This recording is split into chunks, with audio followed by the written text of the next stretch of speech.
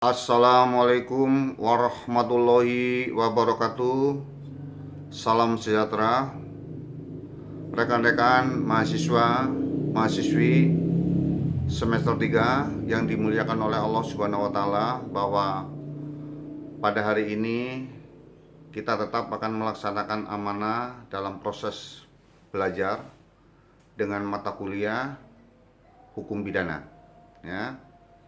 Karena kita sebagai umat yang beragama tidak pernah bosan, harus selalu memanjatkan puji dan syukur kepada Allah Subhanahu wa taala, karena dengan atas ridhonya dan izinnya serta hidayahnya kita dapat melaksanakan amanah tadi. Sholawat dan salam kepada baginda Nabi besar Muhammad Sallallahu Alaihi Wasallam. Beliau adalah Nabi yang terakhir, yang mengajarkan, yang mengajak dari alam kegelapan ke alam terang benderang, ya. Dan kita sepakat yang paling terindah umatnya Nabi Muhammad ingin mendapatkan syafaat dari beliau. Tidak ada satupun nabi yang bisa memberikan syafaat. Makanya kita harus taat kepada Allah, taat kepada Rasulnya Muhammad, ya. Sebelum saya menindaklanjuti tentang materi mata kuliah hukum pidana, hari ini adalah tindak pidana dan unsur-unsur tindak pidana. Akan saya lanjutkan, ya. Seharusnya memang proses pembelajaran ini melalui daring atau kelas, tapi karena belum berfungsi sebagaimana yang diharapkan, tetap masih dengan menggunakan WhatsApp, ya. Yang ketiga, dalam absensi, karena ini kehadiran itu sangat menentukan, tolong absen yang saya share melalui WhatsApp juga harus diisi, yang melalui kelas juga harus diisi, dan saling mengingatkan teman-temannya. Saya terima kasih rekan-rekan yang sudah mengirimkan pekerjaan rumah, makalahnya sudah saya share. Bagi yang belum, tolong segera, jangan malas-malasan, jangan malas-malasan. Baik, jadi rekan-rekan mahasiswa yang dimuliakan oleh Allah Subhanahu wa taala, bahwa tindak pidana dan unsur-unsur tindak pidana. Kemarin saya sudah menjelaskan tentang masalah tindak pidana adalah semua aturan hukum yang menentukan terhadap perbuatan apa yang seharusnya dijatuhi pidana dan apakah ancamannya. Jadi pada hakikatnya begini, pidana itu, ya, ada orang yang melakukan peristiwanya, ya kan, ada tempat peristiwanya. Jadi saya ulangi, ada orang yang melakukan perbuatannya, ada tempat atau peristiwa terjadi perbuatan itu, dan ada akibat yang ditimbulkan. Makanya ada manusia yang melakukan, ada norma yang dilanggar, akibatnya itu perbuatan itu diatur dalam satu undang-undang apa yang akan dikenakan sanksi terhadap si pelaku perbuatan orang itu. Lanjut, sedangkan dalam subjek tindak pidana adalah delik hanya kepada manusia. Siapa pelaku tindak pidana? Kalau menurut doktrin, barang siapa yang melakukan semua unsur tindak pidana dirumuskan dalam undang-undang, ini ya, pernah sudah saya jelaskan lagi, kan. Selalu yang mudah itu pasal 362, delik formil. Nah, ada unsur objektif, ada unsur subjektif. Ini tak lebih jelas, tak rincikan lagi. Mengambil barang yang dimiliki orang lain. Kalau kemarin kan saya global, kan. Pasal 362, barang siapa dengan sengaja mengambil barang sebagian keseluruhan milik orang lain dengan maksud untuk dimiliki dan melawan hak, melawan hukum. Nah, ini tak jelasin, karena ini kan harus lebih mendetail. Jadi unsur objektifnya mengambil barang yang dimiliki oleh orang lain, baik keseluruhan atau sebagian. Yang kedua, unsur subjektifnya, ya, dengan maksud untuk memiliki barang itu dengan melawan hukum. Udah jelas ya. Coba kalau perhatikan dari awal, sampean udah jago, udah bisa jadi penyidik misalnya.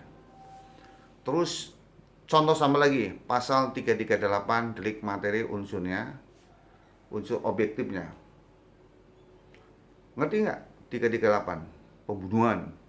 Nah, jadi menghilangkan nyawa orang lain, berarti harus ada korban yang meninggal dunia dengan sengaja. Beda lagi kalau tidak dengan sengaja pasalnya. Contoh, Pak, Laka Lantas 359, karena lalainya mengakibatkan matinya orang lain atau menghilangkan nyawa orang lain. Oke? Jadi menurut Kitab Undang Hukum Pidana ada pasal 55 di mana pelaku tindak pidana dikelompokkan dalam 4 kelompok. Melakukan sendiri, menyuruh melakukan downplayer, ya, turut melakukan, dan membujuk. Nah, pernah kan saya bilang, ini tak jelasin lagi nih. Bedanya apa kejahatan dengan pelanggaran? Ini salah satunya. Membantu toh kejahatan toh turut serta dapat dihukum. Tapi kalau membantu turut serta dalam satu pelanggaran tidak dapat dihukum. Nah ini, jadi hukum itu sebenarnya mengkait dari unsur-unsurnya kalau kita jelaskan dengan perbuatan yang dia lakukan. Ya. Terus jenis delik dalam ilmu hukum pidana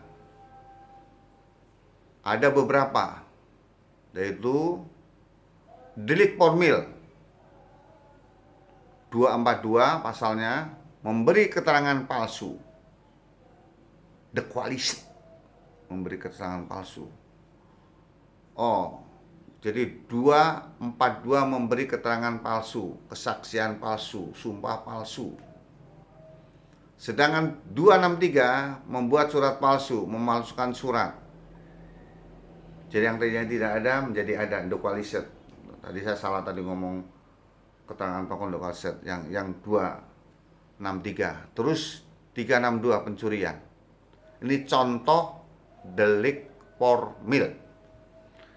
Sedangkan contoh untuk delik material adalah delik yang baru dianggap selesai dengan timbulnya akibat yang dilarang. Apa? Pasal 338, pembunuhan, menghilangkan nyawa seorang lain.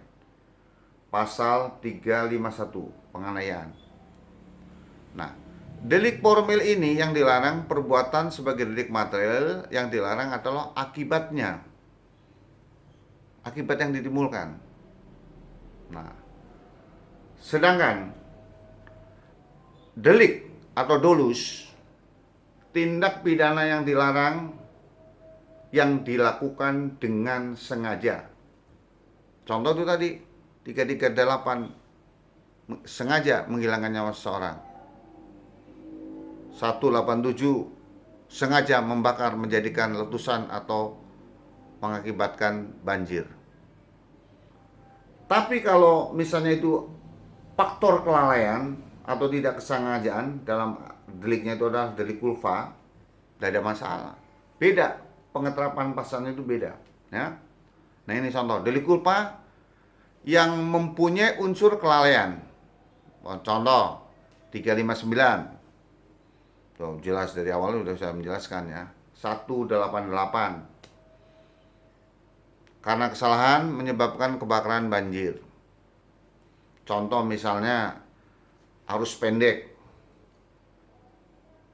Akibat ketidakhati-hatian dengan terbakarnya rumahmu merembet ke tetangganya. Akibat arus pendek. Nah, ini sekarang saya jelasin biar lebih rinci ya. Untuk menentukan, ini contoh lah, untuk menentukan ini karena kelalaian, itu dalam sistem pembuktiannya harus berdasarkan olah TKP yang ditentukan oleh pihak ahli. Misalnya terjadinya suatu pemalsuan surat, ya di lab forensik itu yang ahli dokumentasi, yang ahli tentang proyektil misalnya, ya yang di bidang ahli balistik. Jadi beda-beda ya.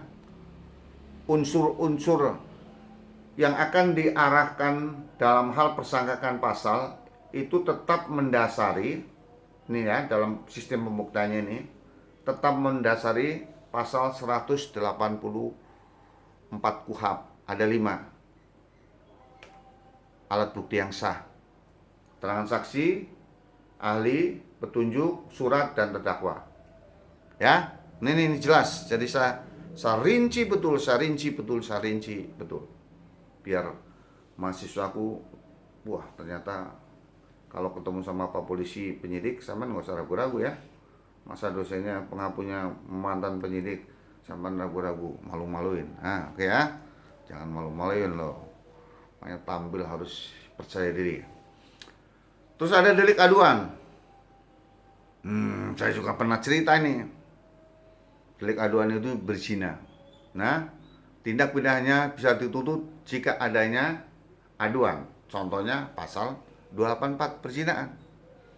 Ini kalau saya jelasin dalam perzinaan ini ya, pasti rekan-rekan tertarik. Karena untuk membuktikan bahwa dia berzina, unsurnya suka sama suka. Nah, definisi suka sama suka dalam proses penyidikannya, ini saya kasih gambaran lah. Mulai misalnya ini sudah masuk dalam satu kamar. Ini untuk membuktikan bahwa dia memang zina, tidak ada unsur paksaan. Siapa yang membuka kancing bajunya laki, siapa yang membuka BH-nya si perempuan, sampai pada akhirnya batang kemaluan laki-laki dimasukkan ke batang perempuan ya, vagina itu, sampai dia merasakan nikmatnya keluarnya semprotan air mani itu. Jadi memang itu konteksnya suka sama suka. Tapi beda lagi kalau misalnya melaporkan pemerkosaan karena mungkin dia dikecewakan, ya kan? Setelah kecewa itu kan banyak. Misalnya mungkin mau diniatin dinikahin, ya kan? Atau mungkin mau diberikan sesuatu karena tidak sesuai dengan keinginan dan perjanjian. Nah, ini datang melaporkan. Nah, ketika mau melakukan itu, pasti polisi melakukan proses penyidikan. Penyidikan itu namanya membuat terang peristiwanya. Nah, kalau misalnya ciri-ciri pemerkosaan itu harus ada perlawanan. Satu, ini biar hafal benar. Jadi kalau saya bilang pemerkosaan, ciri-cirinya satu, ada perlawanan. Dari pihak perempuan pasti melawan. Ya. Kedua, pasti ada di bawah ancaman. Ancaman artinya begini, kalau bilang saya tembak, saya pasti akan nanya, waktu itu si Abdul bawa senjata enggak, cuma ngomong aja. Berarti kan cuma mulut, tampar aja kan enggak perlu takut kan? Terkecuali memang kamu yang memperkenalkan polisi, lihat samping kirinya ada senjata. Nah, itu saya tembak. Oh, pasti kamu takut, akhirnya berserah diri. Jadi perbuatan kamu melakukan peristiwanya itu bukan karena kehendak. Nah, dalam pidana itu kan niat jahatnya itu loh, ya. Delik aduan. Terus delik aduan relatif. Delik aduan relatif itu yang mengadukan tuh keluarganya. Ya. Kalau tadi saya cerita tentang perzinahan itu, deliknya sebetulnya delik absolut. Nah, ini delik absolut, berzina itu. Nah, delik absolut. Jadi orang bisa dituntut atau bisa sampai ke perkara pengadilan apabila kalau si A punya istri B, selingkuh, ini berarti istrinya B ya, selingkuh sama lelaki C yang sudah punya istri D. Kalau A cuma hanya menuntut lelaki C untuk yang dihukum saja, dia bisa. Harus dua-duanya. Dan persyaratannya harus dicerai dulu. Ini prosedur. Jadi tidak semena-mena karena mungkin si A ini merasa hebat, orang kaya, terus masih cinta sama istrinya, nggak bisa Pak. istri saya nggak mau saya cerai, tetap saya tapi yang si C-nya saya yang ngajak selingkuh si saya dihukum. Oh, nggak bisa, ya. Ini pengaplikasian dalam, sampai tak jelasin pasal ini kalau disidik larinya kemana, pembuktiannya bagaimana itu loh. Jadi sampean tuh sangat bahagia ya, tak jelasin. Jadi tidak bisa dalam persinaan tadi dituntut salah satunya, nggak bisa. Kalau dua-duanya sudah berkeluarga, nah nggak bisa. Kenapa? Pihak si istrinya C tadi, berarti D, dia kan juga terusik rumah tangganya gara-gara hadir istrinya si A itu tadi, si B. Oke? Begitu. Jadi cara berpikirnya itu loh, itu pembuktian tuh. Terus delik biasa. Hah? Ada pasal. Nah, terus lagi itu yang tadi ada satu lagi yang keluarga itu pencurian dalam rumah tangga. Nah, pencurian dalam rumah tangga. Kemarin kan sudah jelasin. Terus delik biasa. Delik biasa pidana yang penuntutannya tidak diperlukan aduan. 367 dan pembunuhan. Maksudnya tidak perlu. Begitu ada satu perbuatan itu, peristiwa itu, polisi berhak, penyidik berhak, tolong. Terus tindak pidana umum dapat dilakukan oleh setiap orang. Nah, dapat dilakukan oleh setiap orang. Kalau tindak pidana khusus yang dapat dilakukan oleh orang-orang tertentu. Nanti nanti saya akan jadikan pekerjaanmu itu. Kenapa tindak pidana umum kok setiap orang bisa melakukan? Kenapa kalau tindak pidana khusus kok hanya orang-orang tertentu? Nah ini, oke? Biar sampai cerdas. Saya nggak mau menjelasin. Contohnya pasal 413, kejahatan yang dilakukan oleh jabatan. Itu dong, masa kalau tukang macul mau korupsi ya enggak? Tuh, oke ya. Pasti yang korupsi minimal Pak Lurah. Nah, kejahatan pelayaran, ya. Terus kita lanjut. Jenis-jenis delik dalam ilmu hukum pidana. Ada delik formil, ada delik material, ada delik dolus, ada delik culpa karena lalainya ya. Tadi udah saya jelasin satu persatu. Terus ada delik aduan relatif, ada delik aduan absolut. Apa itu absolut? Yang tadi saya jelasin. Apa itu relatif? Yang tadi saya jelasin. Ya. Oke. Jadi rekan-rekan jangan pernah terhenti dalam hal menganalisa hukum pidana. Nah, karena ini bahan dan waktu juga udah cukup, saya pesan rekan-rekan dengarkan penjelasan saya, baca PowerPoint saya, padukan. Yang kedua, absensi tadi sudah saya jelaskan, baik yang melalui WA maupun V-Class, kerjakan. Yang terakhir, saya akan memberikan satu makalah ya, untuk semua, tapi tetap dibuat oleh kelompok. Jangan banyak-banyak, 4 atau 5 lembar saja. Itu tadi, tindak pidana tertentu dan tindak pidana umum. Kalau ada sesuatu yang kurang berkenan, penjelasannya kurang jelas, silakan nanti dipertanyakan. Dan secara pribadi, saya mohon maaf. Terima kasih. Wassalamualaikum warahmatullahi wabarakatuh.